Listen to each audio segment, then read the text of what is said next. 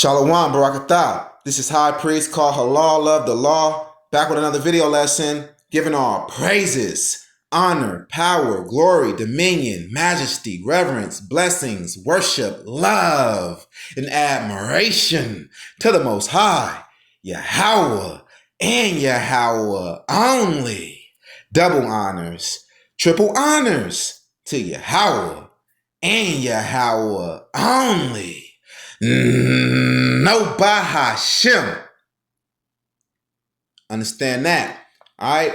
Now, the title of today's video lesson is Proof. Genesis 49:10 is not about JC. This is the proof of the truth. I'm the high priest called Halal. This is YOZ University, the YOZ School. Welcome to class. We about to cut these non-believers up like arts and crafts and edify the lower class to a higher class, the higher class of the aristocracy of Israel, the remnant.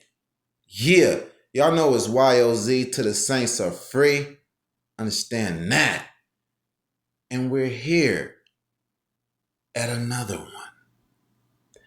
Right? And this one is at a special request by our Christian-like brother, Abraham Kinsman. You know, I'm always doing the work of the Most High God, Yahweh. So I'm on social media and I see this Christian-like Abraham Kinsman, and we get to talking and debating back and forth in the comments, you know, and I hit him up in the DM on Messenger or what have you, and he shoot this at me like, Genesis 49:10. Who is this in the scriptures? Ak. And I'm like, thank you. Another one.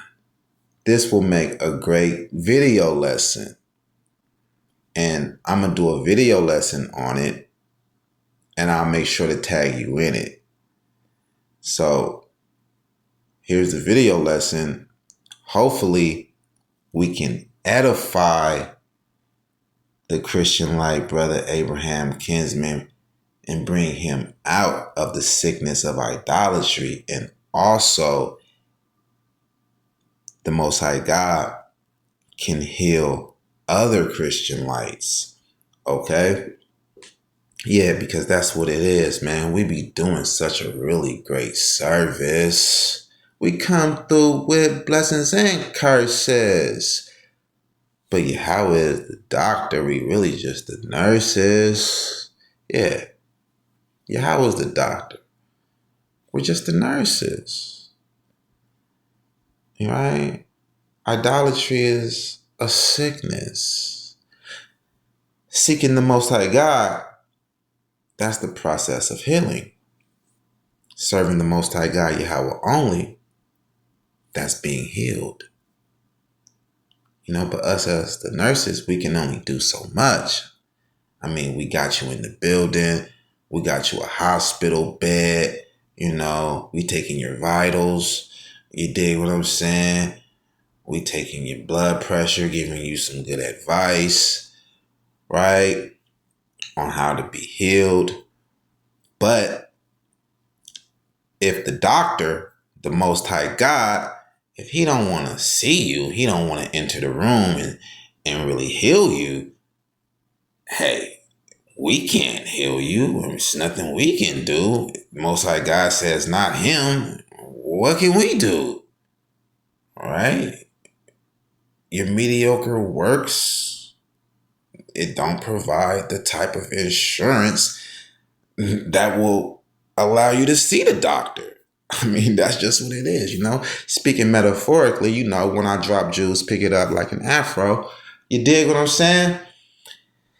And that's really what it is, man. The Most High God be rejecting these Christian lights, man. Because this is spiritual, man. Idolatry is spiritual sickness. Yeah. And the Most High God is rejecting a lot of people for whatever they have done. We don't know. The Most High God knows these people personally. You know, whatever they done, the Most High God just don't want them near him. And that's what we're dealing with. The Most High God is rejecting these people. You know that's what it is. It's spiritual. Whenever you can't understand the simplicity to serve the Most High God Yahweh only, and you act like you don't see all of these contradictions that we're pointing out, all these contradictions in the New Testament, the New Testament contradicting itself, the New Testament contradicting Torah and the Tanakh, right? All of this simple stuff, you can't see that? All of these errors in the New Testament that we're pointing out, and you just overlook that? Why is that? Like, this is common sense stuff, right? And then just the fact that the New Testament was originally written in Greek should just send off an alarm in your mind, but it don't. Like, what? You know, especially when you know that the Greeks were the arch enemies of our forefathers, the Israelites. But yet you're trusting Greek writings? What? An alarm is not going off. I mean, you're not dealing with religion. You're dealing with a nationality, right? But you can't understand that. It's just simple stuff. Why? Why the alarm is not going off? You know, why you're not seeking out a matter, right? That's the honor of kings. Why you're not seeking out a matter, right? It's because the Most High God is rejecting these people. But hopefully the Most High God accepts this Christian life, brother, you know, and he comes out of idolatry and the Most High God heals him, right? Because that's what we want. We're here to help our brothers and sisters, right? So we right here. Let's get into it. This is Genesis 49:10. The scepter shall not depart from Judah, nor a lawgiver from between his feet, until Shiloh come, and unto him shall the gathering of the people be. So he's saying that this is about JC, but this is not about JC, right? Before we get off into who this is about, let's find out more about what Shiloh is. Okay, now when we research Shiloh, this is what we find out. It says, in the Bible, Shiloh refers to a biblical city and a prophecy related to the Messiah. Shiloh was an important Israelite center of worship, housing the tabernacle and Ark of the Covenant, the Ark of God, for a time. It's also significant in the prophecy of Genesis 49:10, which states, the scepter shall not depart from Judah, nor a lawgiver from between his feet, until Shiloh comes. To him shall be the obedience of the people. This prophecy is interpreted by many Christians as a reference to JC. Yeah. Abraham Kinsman is a Christian. This is what Christians believe, that this is a prophecy about JC, but it's not a prophecy about JC. Okay? So, we see Shiloh was an important Israelite center of worship, housing the tabernacle and Ark of the Covenant, the Ark of God. Okay? So we go back to Genesis 49:10, and it reads, the scepter shall not depart from Judah, nor a lawgiver from between his feet, until Shiloh come, and unto him shall the gathering of the people be. Notice how it says until Shiloh come, not until Shiloh comes a second time, but until Shiloh come, and unto him shall the gathering of the people be. This is about King David, and we're about to go and prove that right now. Let's go to 2 Chronicles 13, and we're starting at verse 1. 2 Chronicles chapter 13, verse 1. And David consulted with the captains of thousands and hundreds, and with every leader. And David said unto all the congregation of Israel, okay? And David said unto all the congregation of Israel, if it seem good unto you, and that it be of Yahweh our God, let us send abroad unto our brethren everywhere that are left in all the land of Israel, and with them also to the priests and Levites, which are in their cities and suburbs, that they may gather themselves unto us. Unto him shall the gathering of the people be, that they may gather themselves unto us. Unto him shall the gathering of the people be. Right? That's what the prophecy says. And let us bring again the ark of our God to us. Shiloh is a place where the ark of the covenant is housed. For we inquire not at it in the days of Saul. And all the congregation said that they would do so, for the thing was right in the eyes of all the people. Unto him shall the gathering of the people be. David.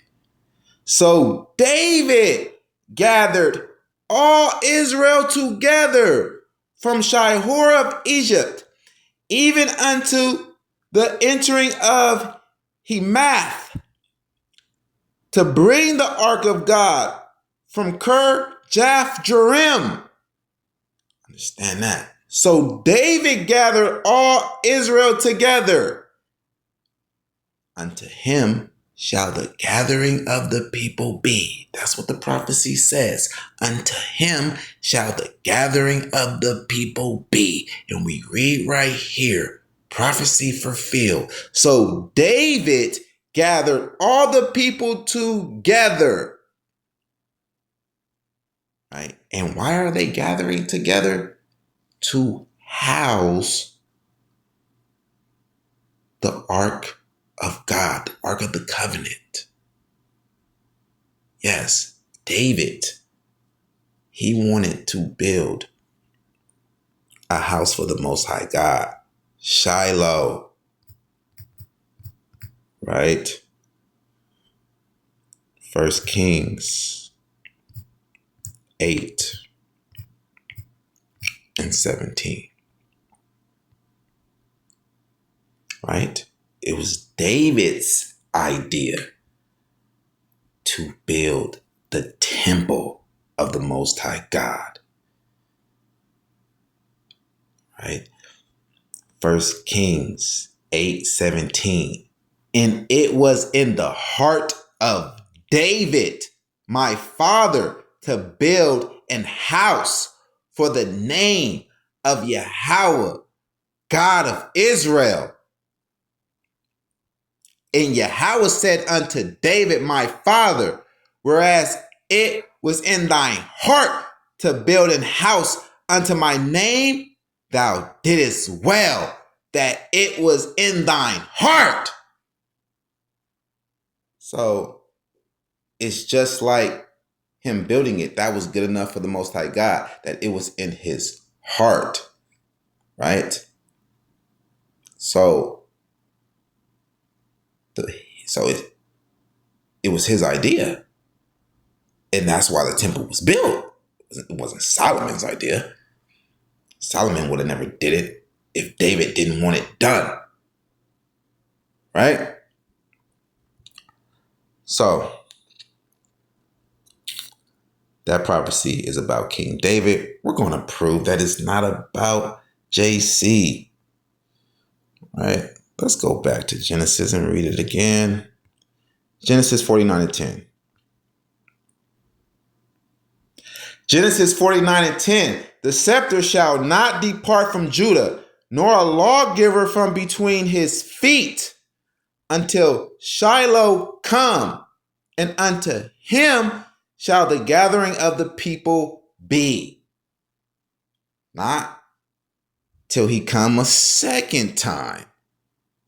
And unto him shall the gathering of the people be. Now let's see. Did JC gather the people or did he divide the people? I mean, let's just go and check it out, right? Let's go to Luke. Let's see if it's really about him. That's all. Let's bring the facts out. We be big fact checking around here. Fact checking around here, man. We be fact checking. Yeah. Luke 12:51 in the Abominable New Testament. It reads, suppose ye that I am come to give peace on earth?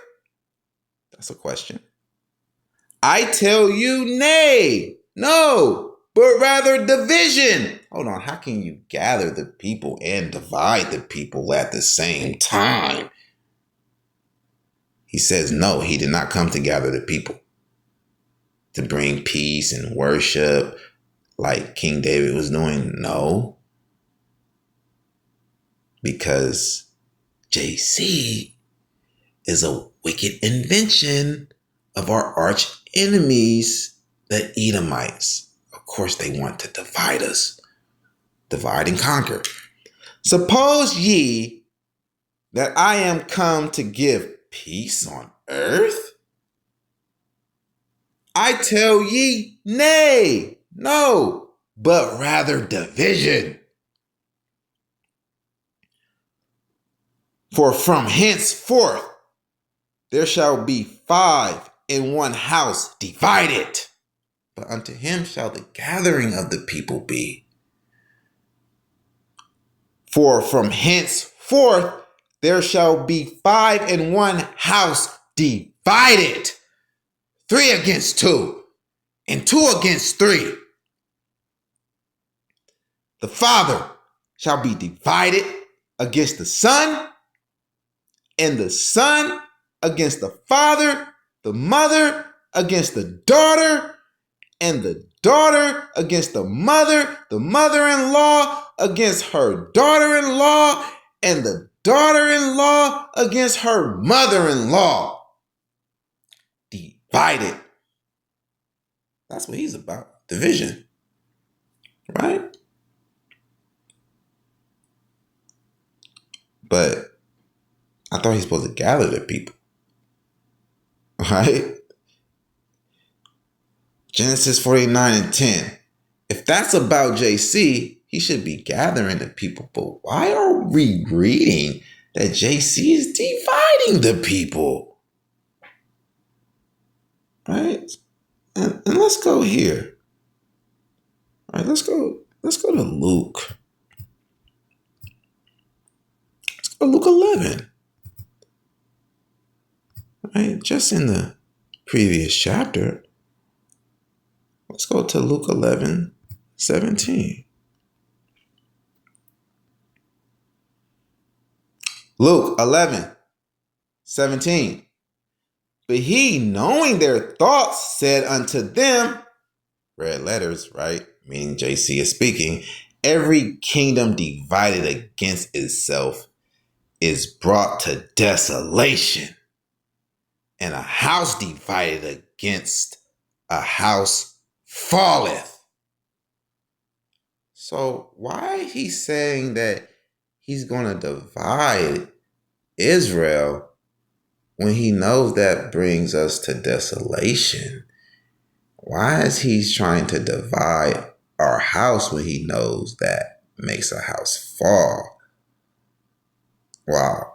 I mean, this is simple stuff because JC is a invention of wicked Edomite Greek Romans, right? A decoy, a wicked device, a fictional character, invisible idol, right? To lure you in with euphemisms, reverse psychology, a whole lot of tricks, and trick you out of your salvation, to destroy your soul, and to bring down our nation. And this is exactly what JC does even to this day. We're divided. You got wicked Israelites that's believing JC, right? They're believing these Greek writings about JC, and they're following these Greek writings. But us that can see the deception, we're not. So we're divided, right? And it's that division there. We're not as strong as we should be. We're not as strong as we could be because of this division that they placed in our nation. We're going to seek God. We're godly people, right? Rather if we're lost or not, we're going to find our way to these scriptures, and they know that. And it's like, okay, well, when they do, we got this trap waiting for them. Divide them there. They're never going to be able to unify, especially not spiritually, right? So if JC knows this, every kingdom divided against itself is brought to desolation, and a house divided against a house falleth. Why did he say he's coming to divide? Right? He's causing division, man. JC is a wicked fictional character by the wicked Edomites, white people. Well, why would anybody want to tamper with the scriptures like that? Are you serious? What you think, that we call him the devil for nothing? You think we call this white man the devil for nothing? He doesn't regard these scriptures holy, though he may pretend. He doesn't really believe it like that. Come on, man. He doesn't have the faith like that. He doesn't have our spirit. You got to have the spirit of the Most High God to really believe, to really have this faith. Right? The Most High God has to reveal himself to you in one way or another. John 7:41. Others said, this is the Christ. But some said, shall Christ come out of Galilee? Has not the scripture said that Christ cometh of the seed of David and out of the town of Bethlehem, where David was? So there was a division among the people because of him. But wait, unto him shall the gathering of the people be. He's only bringing division. That's all we read in the New Testament, right? And why do our people believe this? Because we're cursed. Yes, we're under the curses. And by the grace of the Most High God saved a remnant. He's pulling out a remnant. Yes, the Most High God is giving the nations grace by us Yahweh only zealots, by us Yahweh only Israelites. And we're trying to teach our brothers and sisters and bring them out of the sickness of idolatry. But it's a strong curse, right? We're cursed. Let's get that. Yo, this is a curse. Our brothers and sisters are doing exactly what the curse said that they will be doing.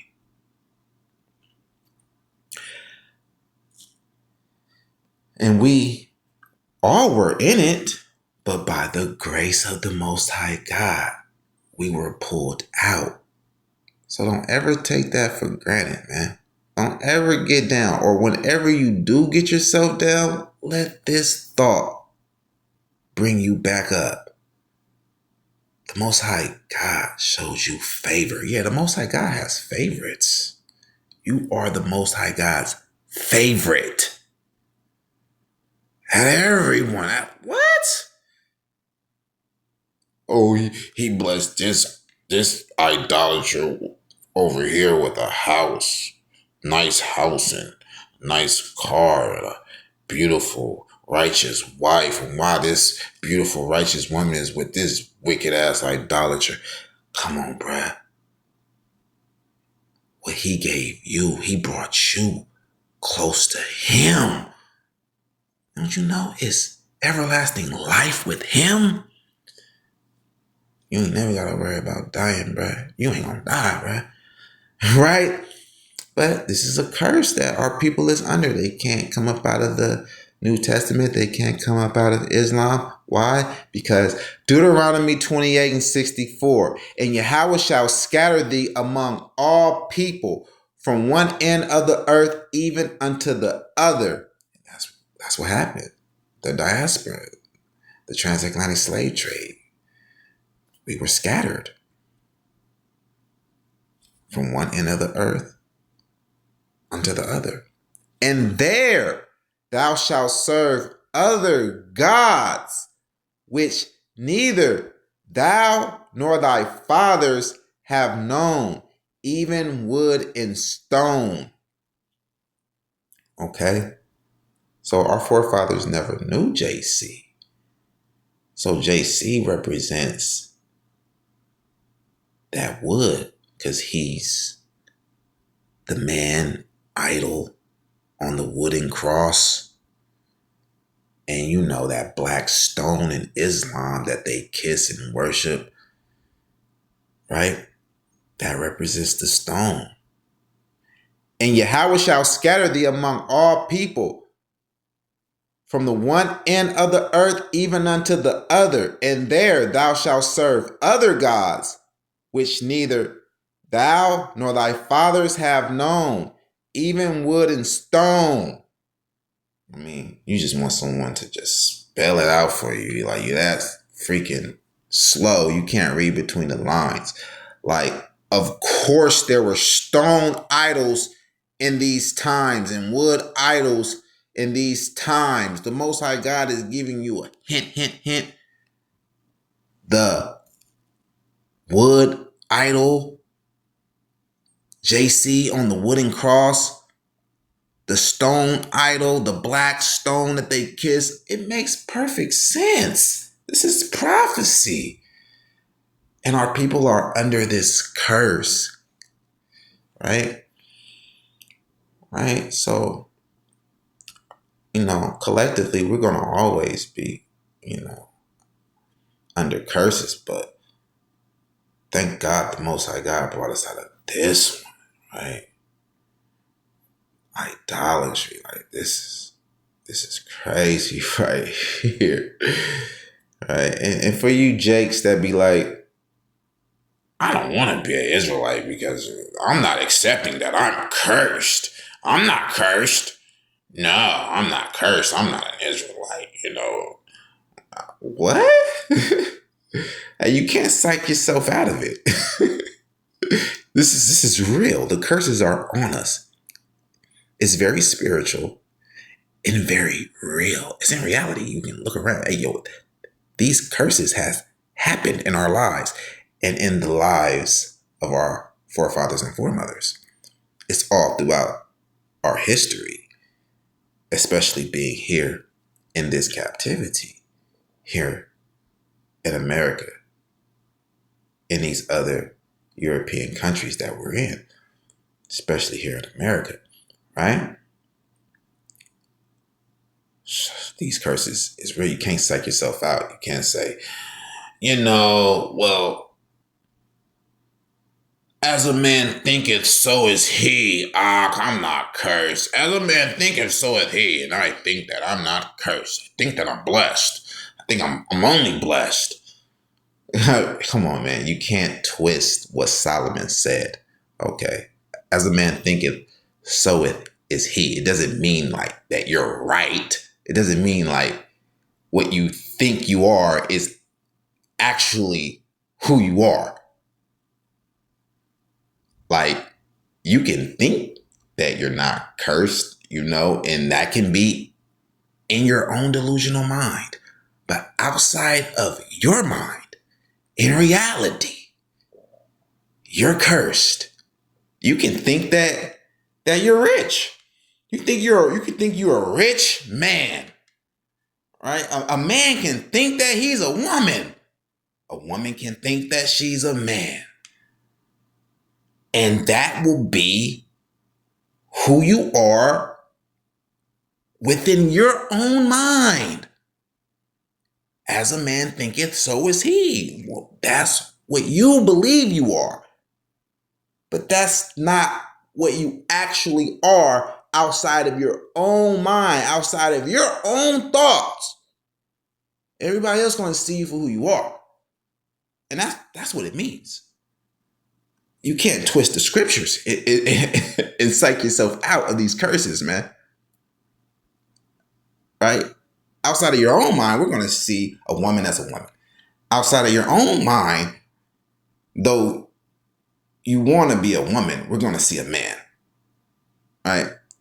Outside of your own mind, though you want to be a rich rapper, we're going to see a poor man struggling.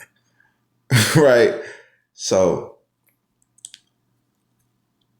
as a man thinketh, so is he.